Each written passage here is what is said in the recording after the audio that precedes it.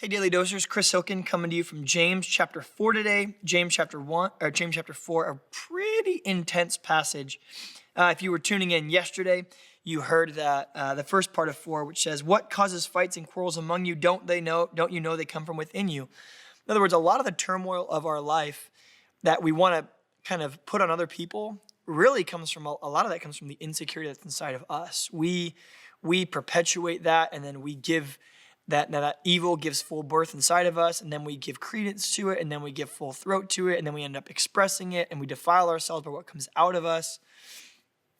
Then it continues, verse 4. "You adulterous people," yikes. "Don't you know that friendship with the world means enmity or war against God? Therefore, anyone who chooses to be a friend of the world becomes an enemy of God. Or do you think Scripture says without reason that he jealously longs for the Spirit he has caused to dwell in us?" Don't you? That phrase it says that God, first of all, is jealous. And we might think that jealousy always takes on a negative connotation, because for us, a lot of times it does. And that's really because it's difficult for jealousy to stand in its rightful position as humans, which is why we even see in Scripture, Psalm chapter 5, verse 5, that God is capable of hate, and yet he tells his people not to hate. We would consider that to be what we'd call an incommunicable attribute of God, which means there's things that God can understand, do, think, say, that we're not really capable of doing, right? Perfect love is something that's completely just for God. Perfect justice, that belongs totally to God. Now, we can get aspects of love and aspects of justice, but as far as perfection or infinitude, being infinite, being immutable, never changing, being all places at once, those are all attributes of God that we just don't get. And I think jealousy is one of those. Now, we can have a righteous jealousy, which means that there might be something that we ultimately possess, or at least we perceive ourselves to possess, that someone might be taking away. Like, you might have jealousy if maybe you're married and someone at a party is coming and they're kind of scoping on your wife, they're scoping on your husband, and they try to make a move towards them, or they try to kind of make some kind of a pitch towards them, and it sets off something inside of you that it's really more of a trigger of protection. And yeah, it plays a little bit at our insecurities, but ultimately we have a duty. Our duty is to uphold family, is to uphold that covenantal marriage. And so part of our movement in intervening in those moments is saying, I have made it a commitment on that altar in front of God and man, friends and family, to keep this marriage going. You, good sir, or you, good madam, you are trying to interfere with our marriage. Therefore, it is necessary for me to intervene in this. So we would sometimes consider it to be a righteous jealousy.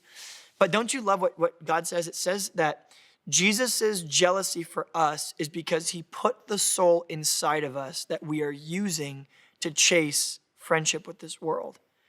You see, whether we know it or not, God owns us. I am God's. The body that I have, this is just a rental. This is just skin and bones.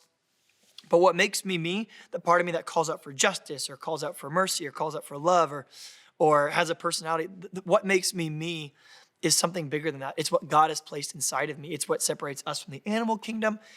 And that aspect, that soul, that pneuma, that it says in the Greek that God breathed into us in Genesis chapter 2, what makes me me actually belongs to God. It's God's in the first place.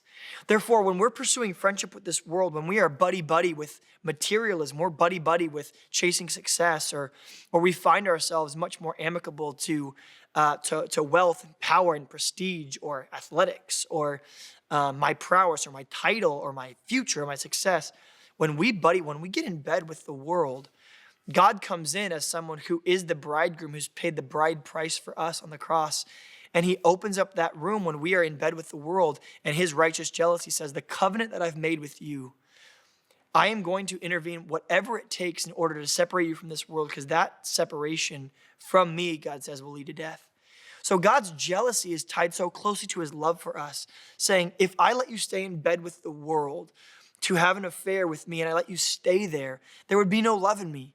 The world can give you nothing and promises you nothing. So like a righteous husband or a righteous wife, he barges in when we are making friends with the world and says, you're worth more than this.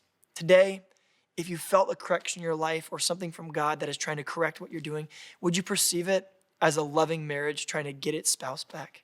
We'll see you guys tomorrow.